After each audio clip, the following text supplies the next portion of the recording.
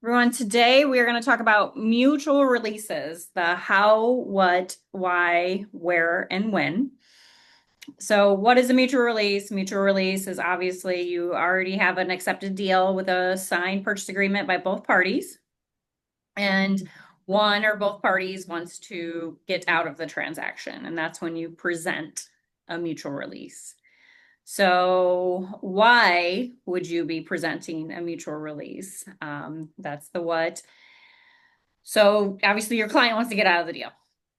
Um, it's a lot of the times this happens around inspections. On the buy sides, they find out there's a lot more that needs to be done with the house than they were ready to get in for. Um, on the list side, if you have the listing, you could have a very difficult buyer. You could have a buyer that's literally asking for everything on the inspection report, which is ridiculous, right? There's the hazards and then there's just, kind of the notations at the bottom. And obviously, most of the time, you almost always are going to ask for, the hazards or the safety issues. But a lot of those things, like a downspout's not attached, or the gutter's loose on the end, like those are going to be some of the things that are going to be part of like normal home ownership. And you are going to have clients that we're going to ask for some of those things, but you need to tell them, hey, a big part of it is setting those expectations, right, for both parties. um Sometimes if you obviously if it's the house is listed as is, and you can still do an inspection. You've said you're still going to do an inspection, make sure you're not having any issues on the buy side, like for foundation or roof, or bigger things like that. You're not going to be able to ask for those little things like, the second light in the third bedroom doesn't work. Those that as is, you're not going to be able to ask for those things, right? And even if you have a client that wants to ask for those things, you need to be like, hey, remember when we went in and we did the as is addendum? And you guys, there's multiple things that you can have them sign as the as is. And they created like the additional documentation in 21 and 22 when we were having to sign and do a lot of as is, or because that was, waiver of inspection, appraisal gap waivers. They made us do that. They created that for you as an agent as extra protection. Because what was happening is you were having to go in and say the only way that we're going to be able to get this deal to the closing table is if you waive inspection, and it was most likely a cash offer. There was an appraisal gap if it was if there was a loan involved, um, is to take it as is. And so they created that additional because what was happening is buyers were having remorse. They were like, oh my gosh, I can't believe I got into this. Didn't have an inspection, which do not ever advise your client not to get an inspection. Ever. Even if they go in, like the only time is if it's land. Or if they're like, we're going to tear the complete thing down, right? Like you want them to have an inspection, even if it is as is, that, $300 to $600 that they're going to spend on that inspection. It's going to tell them what's going to come as a homeowner. And again, it's setting those expectations. So, later they're not coming back to you and saying, oh my gosh, Melissa, did you know the roof was 22 years old? Even if the seller's disclosure said it was 15, that's not true. I mean, how many times have we gotten into a deal and it says the roof is 12 years old, and the roof, when the inspector is like, it's actually like 20 or 25 years old, and that's a big deal. That's a big difference, having to put on a whole new roof is a really big, it was a really big deal. So anyway, we've gotten to inspection.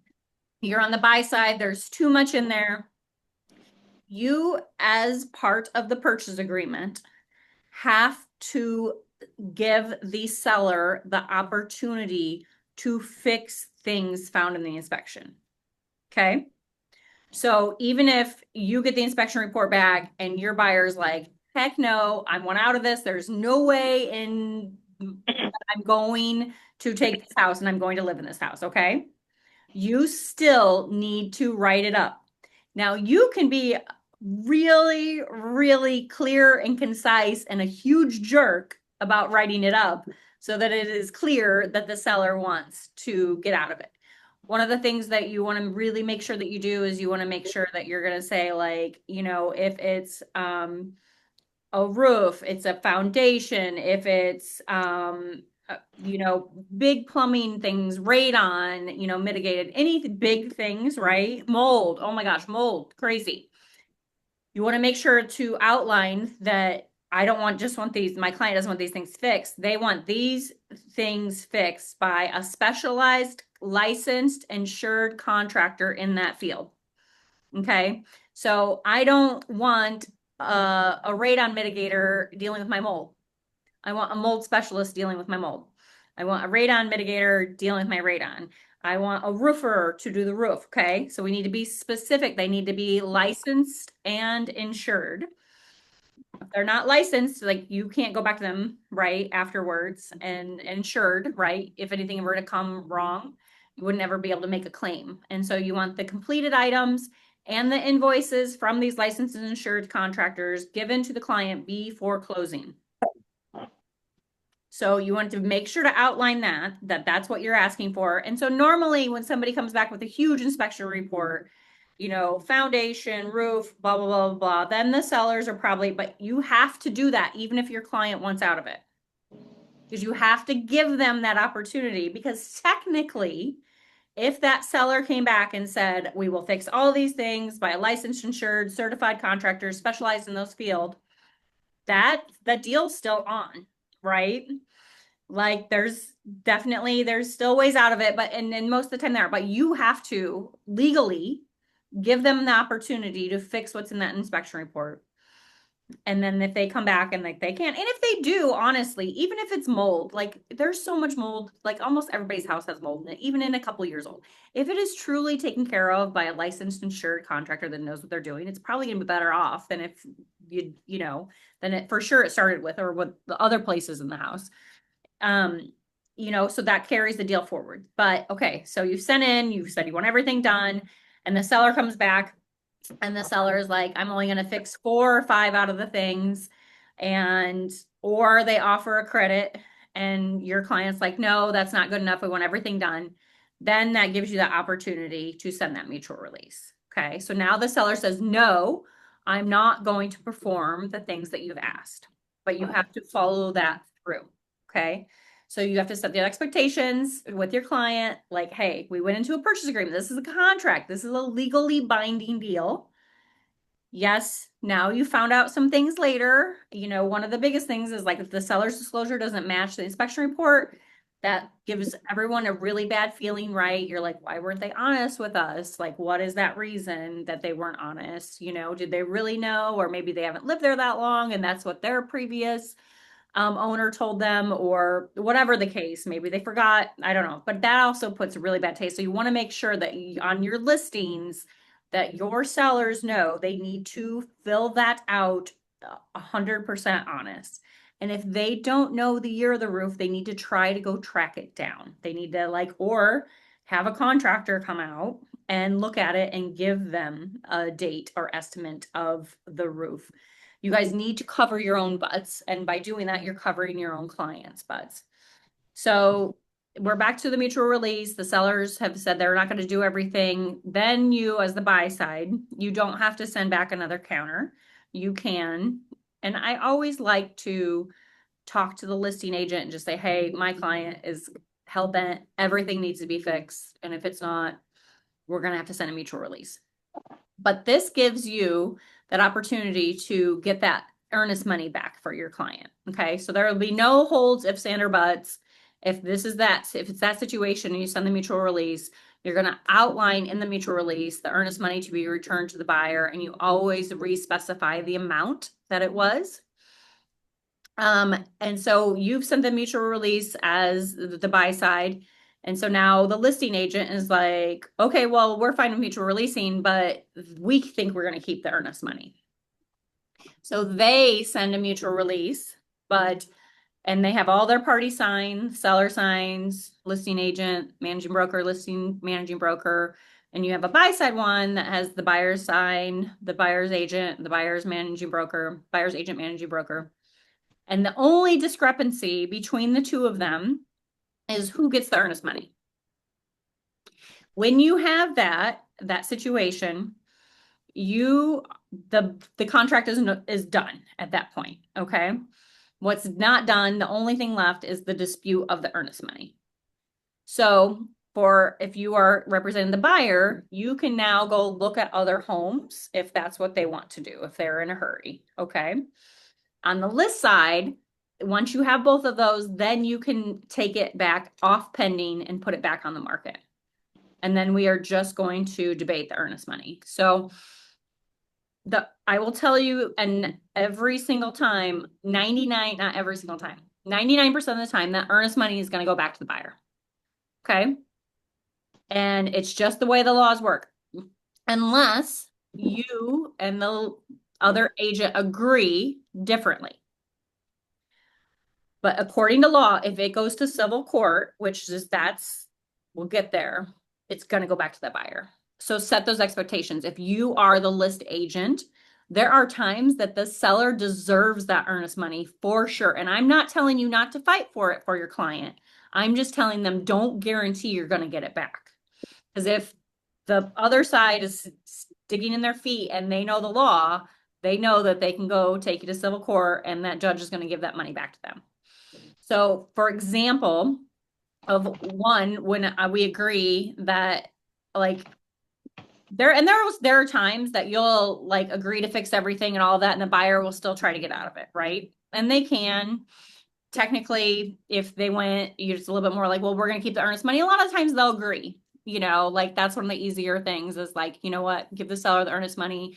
I've kept their home. I took it off the market for 30 days. They have to pay an extra mortgage payment, which again, I agree with. Like you kind of footed around and they were willing to work with the deal and you weren't. So I agree the seller should get the earnest money at that point because they're having to pay more insurance. They're having to pay more, another mortgage payment. They're having to pay more utilities. Like there was a time though, like a guy was buyer was buying an $80,000 house and he 2 days before went and bought a $60,000 Harley. And so when now his debt to income ratio does not qualify for the home, so the lender canceled the deal. And anytime the lender cancels the deal, they're almost always going to give that money back to the buyer. But like the seller should get that money in my mind 100% because one, they probably already bought another house. They've probably already moved out. They've spent all these things. So you as the buy side in that moment, and the client was ours. It was ours on the buy side. And I told the agent, I was like, you need to make him give back the earnest money to the seller. They deserve that. But if push comes to shove and he wanted to go to civil court, the judge would have given him back the money. Does that all make sense? Do you guys understand that earnest money will almost always go back to the buyer if you fight for it? If there are times when I agree and the right thing to do is to give that money to the seller, but even as the list agent, do not guarantee your seller that they are going to get that money back. Tell them I will fight and I will do everything, but the law, if it push comes to shove, is on the buyer's side. And usually you can work it out. You'll find, I will call the other agent on the other side. It's usually an agent that doesn't know what the heck they're doing. I only call the agent on the other side if we're the buy side. Because unfortunately, if they know the laws, I know them too, and I'm going to agree with them. I can tell them like, hey, the right thing to do. But at the end of the day, the law is not on our side if we are the listing side. So don't ever promise your client that they're going to get the earnest money back if they are if it's their listing. And then unfortunately, there's times when, especially like how it works is if the listing company, so say you did a deal with FC Tucker and FC Tucker is holding the earnest money because they're holding the listing.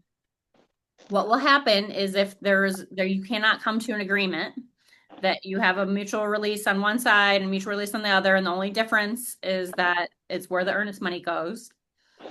what's supposed to happen is FC Tucker is the one holding the escrow account, the money, is to send out a 60-day letter. And that 60-day letter is going to go to the buyer client. And it's going to say, we're holding the earnest money. We understand there's a dispute. If we do not hear from you in a legal capacity in the next 60 days, we will be returning this dollar amount to the sellers. And so when a buyer client gets that, a lot of the times, if the earnest money is 500 or 1,000, they're always like, ugh, I'm not even going to deal with it. And so if they, again, the list per law, if that FC Tucker had not heard back from that client for 60 days, then they can legally release that money to the seller, but they cannot release it legally without either a mutual release designating signed fully executed saying that it's going to go to the seller, or they have a 60-day letter written out, sent out, certified mail that it was received, and that they have not heard back in that 60 days. And so that's how the earnest money is going to work. Until then, you just try to work out the deal, you try to figure it out. And then a lot of the times, like maybe if they're not going to, it's like offer to split it with them, things like that. But with a mutual release, the buyer unfortunately can get out of it for a lot of ways. Lending, like we talked about, if they lost their job, they got fired or they got laid off in between, they're not gonna, that lender's gonna do that employment verification usually within 24 or 36 hours of that closing. And if they find out they don't have their job, they're going to, pull that loan, and that's technically at no fault to the buyer. And that's unfortunate for your seller, right? If they, again, pull their credit report recently to that, that's going to be a lender fail. A lot of the times, the mutual releases are going to come from inspection. It's usually going to be a buyer that is wanting to back out. When a seller wants to back out, I mean, we obviously doesn't happen as often, but we do have sellers that are like, I don't want to sell my house anymore. And they have that right, to be able to do that. Your client on the buy side, if all the terms have met, can push for that seller to, what's it called? You know what I'm saying? Well, like they can fully complete the contract, right? And they can, and there have been people that have done that, but that's very rare. Most people are gonna, on the buy side, they're gonna back out. You're obviously, if you're doing that.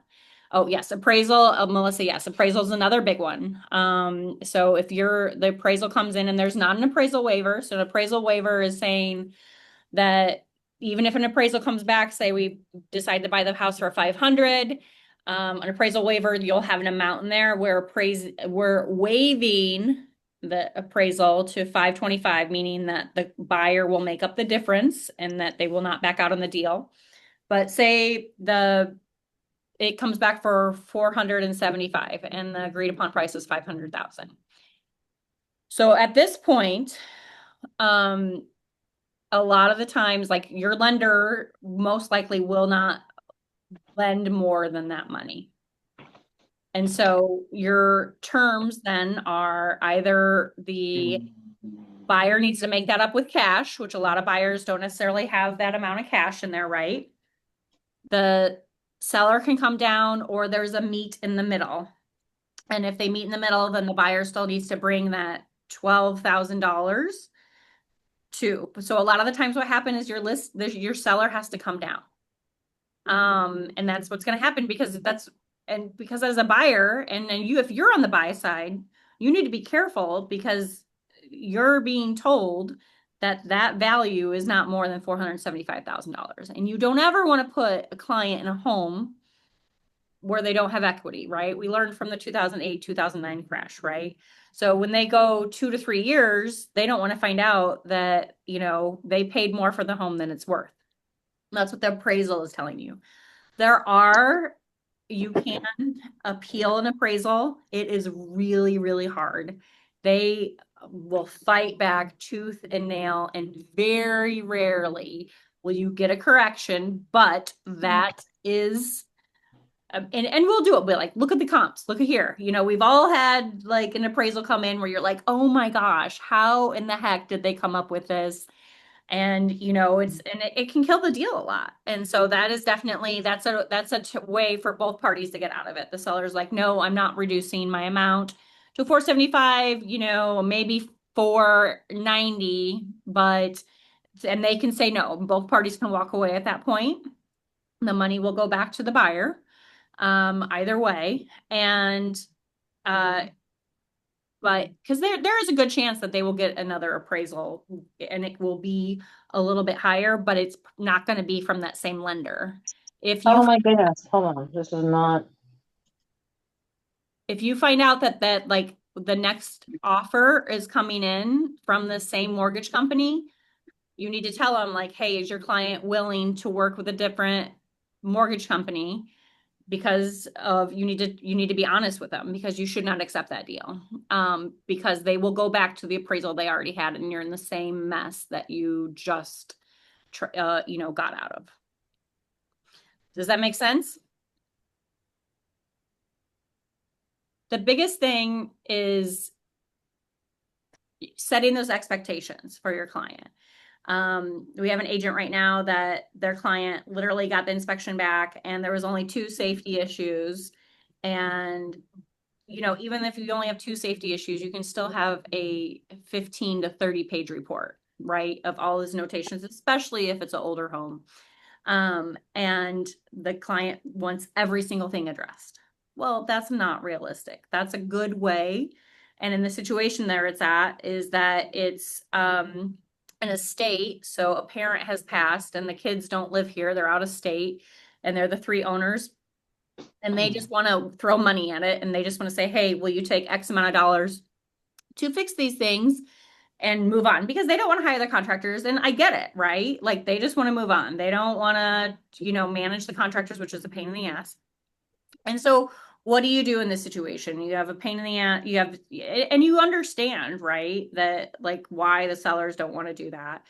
And the client's getting spooked and buying a home is emotional. It's a super emotional decision and it's probably the biggest purchase that your clients are ever going to have in their entire life, right? So you have to know, and it's scary. You're like, I'm paying this every single month for 30 years. Like that is, we forget that we're in this day in and day out. We forget somebody that's buying their first home, or maybe they haven't bought a home for 10 years, or what maybe they were on the original mortgage, but they aren't the ones that dealt with it. Like you have to put yourself in their shoes that holy crap. And the To it. a lot of the reason people are Um, moving is because well, they are they're dealing with a death or they're dealing with a divorce or a marriage. They're dealing with some other kind of stressful situation. So you have to be able to put yourself in their shoes. We're a therapist a lot of the times, right? And you have to be able to talk them through it. You have to be able to find a common ground and just say, well, why don't they want to fix everything? Is it like my last house, like they fixed everything? It's like, well, that was a different situation. Now, here in this situation, it's an estate. They live out of state. They don't know local contractors. They don't have access to the bank account to cut. There's three owners. So, I mean, it just makes it messy and confusing, right? And that family's just recently dealing with the loss of their mother. Like they're going through stuff themselves. So you have to be able to like tell your clients on either side like what to expect. Also, no, it is not common that you ask for every single thing on the inspection report. The high ticket items, any safety issues, yes, we're absolutely going to ask for those because you should not be in that home with those safety issues are occurring, even if your client says, oh no, I'm okay with it, unless they have experience and you really know that they're going to fix it, you should be putting any safety issues on your inspection reports and just say, okay, you're going to fix this within the first week, right? Okay, how are you going to fix it? Like I would talk to them a little bit to make sure, do you need a contractor? Do you have a contractor? Because there are going to be some times that that, hey, I really want this house. I don't want to lose it. It's only $1,000 to fix. I will fix it. Not going to worry about it. if that is the case, though, you could also talk to the list agent saying, hey, we're going to fix this. We know the buyer's going to pay for it. Can we get in a couple days before closing to do this? Now that is a little bit of a risk, right? Because if that closing doesn't go through, then your client is out, but that is an option. There's all kinds of options, okay? So in the current situation, one of our agents is having the buyer, has already paid for the appraisal, or they will pay for the appraisal. They paid for the inspection. They're like, we don't want to pay for any more money. But the listing side, they're offering a cash value. All right. Well, the buy side's like, well, I don't know if that's going to cover it all. And you're right, you don't. So another option, you as an agent, is you can call a contractor. And normally when you have a big scope of work like that, you can get a contractor to go out there and give you an estimate to fix it all. And so then you have an idea. And they're usually not going to charge you. But if you need to talk to them ahead of time saying, hey, I have a big inspection report. And then you as a client say, or as a, like, I will use you, right? Like, to do this work. Because nobody should be working for free. So we're not asking this contract, we're asking that contract at that moment to go out there and give us a free quote, right? But make sure that you're trying to give that company back work if you can. But there's an option. So to solve your client's argument that I don't know how much this is going to cost, you're like, you're right. And I don't, because there's 47 items that you just asked for. So let's get a quote so that we better understand from a professional, somebody that can fix all of these things. And so that would alleviate their concerns. And the other thing is, when you're going back and forth and you're going back and forth, sometimes stop, because it is stressful. Like if you have a client that's, I want the house. No, okay, I want 12 items done on the list. Okay, that's reasonable. They say, no, I want everything. And then, nope, I want out of the deal. Nope, now I want back everything. No, I'm okay with it. So you have they're wishy-washy, right? They can't decide. Let them fricking sleep on it. Say, okay, I understand you have a lot going on. I understand that you're not quite sure where you want. Why don't you take a day to think about it before we make any movements right now?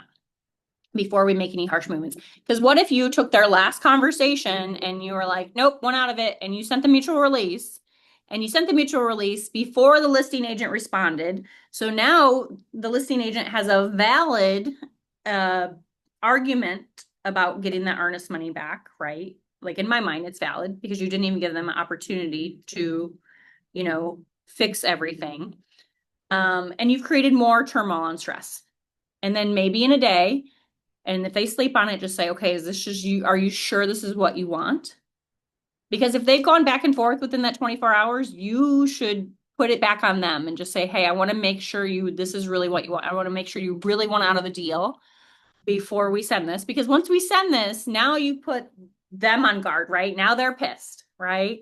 They've taken off market for a couple weeks. They thought they've been reasonable or whatever. So now you're going to make everything a little bit lot more friction. There's going to be less likelihood if your client came back and said, oh, now I do want it, right? We've all had that too, right? I don't want it, go through, send the mutual release. They're like, well, I had a client do this 6 months later. And just last year, we had a client do this 6 months later after they sent the mutual release because we were still arguing over the earnest money. And they were like, well, can't we, like, you know what? Let's go through. Let's sue them to perform. And it's like, they already sold the house, girl. Like, that's 6 months later.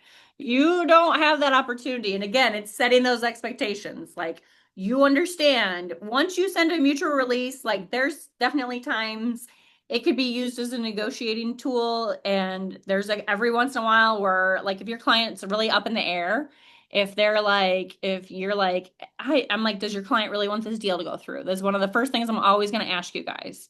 I'm always going to say, what does your client want? What is our end goal here? Right. And if your client's like, I'm like, so they're okay if they lose the deal. There are times when you can bring up a mutual release as a negotiating tactic, but you have to be willing to understand that could be the final negotiating tactic, right? So you just need to understand. And if you are on the fence of these things, like, one of the things I encourage you guys to take a negotiating class. like to learn. One of the things you learn right away is don't ever want something so badly that you're not willing to walk away from it, right?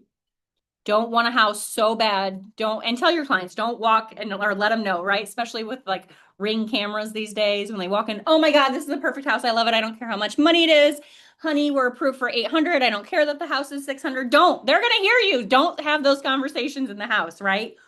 Go and not even close to the front door because there's usually a ring there or the side door. Go privately have those conversations. So stop your client from having those conversations in the house and just warn them just but because like if it's like okay we had a client that the agent kept telling you do not want this house, like we found out there was foundation, we found out there was roof, we found out there was plumbing, we found out there was a sewer, we're like you, and it was like $120,000 house, we're like you don't want this house, it was a single income family, and it's like you won't be able to afford this house, it's gonna drain you. And the client kept, I want this house, I want this house, I want this house. And it is still our duty then, right, to understand and like to help our client to understand that like you can't afford this. These things are going to happen to you and it's going to break you, right? Um, so one, don't ever want something so badly you can't walk away from it. And that's one of the first things. But then also it's to keep in mind the end goal and know that anything that you put out there can't necessarily be taken away. You put it out there, you could talk about it, but it's already out there. So that's one of those things I waver, I caution with the mutual release is once it's out there, that's going to make, that's going to put, it's going to put me up on my defense, right? Oh, you want a mutual release? Really? Oh, why should I even work with you now? Right? And it's like, oh, I should be finding another, if I'm the listing agent, I should be finding another um, buyer for this home. But if you're the list agent and you really mean it and your sellers are really walking away, it can push some buyers out of their comfort when they really, really realize that they are going to lose the house. It can push them into actually performing and stop being so wishy-washy. Like if when it finally comes and it gets in front of them, be like, okay, the list agent sent a mutual release, here you go. Whoa, whoa, whoa, whoa, I didn't want another deal. It's like really because you weren't willing to negotiate. You wanted every single thing done. You wanted 47 things done. They're not willing to do it. They offered you the money. You said no. So they're ready to move on. So if you don't want this to happen, then you have to start getting yourself in the game and you have to start compromising. But it's fun, it's the not fun part of real estate. I'm being sarcastic. Like it's nobody wants a mutual release, right? We don't go into a deal and you shouldn't ever go into a deal presenting it for your client knowing it's going to be a mutual release because it's a waste of your time, right? We only get paid if it goes to the closing table. So don't, if you know it's there, and there's times where you will tell your client, hey, I think there's going to be a lot of inspection items, but you warn them and just say, if you're out, you're out, whatever the cost of the inspection is. And in those situations, if you would tell the lender not to order appraisal, because that's an additional cost to your seller, whether they go through with the loan or not, once the appraisal is ordered, that they're going to have an additional cost. Like just say, hey, let's get through inspection. So the client knows they're out the $500 or $600 or whatever the inspection is. And if we're going through, you're happy with it, then let's move forward with that. And then with that, you need to be careful that, you're putting in there that if you're putting the expectations, like there's certain days that the appraisal needs to be ordered and the things like that. So make sure that you're following those guidelines and make sure you have an inspection company that can go out quickly, like Home Team Inspection here locally, they will go out within 48 hours of your order and they turn around that within a day, or it's back to you, the inspection report. So, because if you don't know the turnaround time for your inspection company, you're not going to be able to meet those dates that you set. So that's also important. There's all kinds of little things that can get in these deals, right? You guys have questions?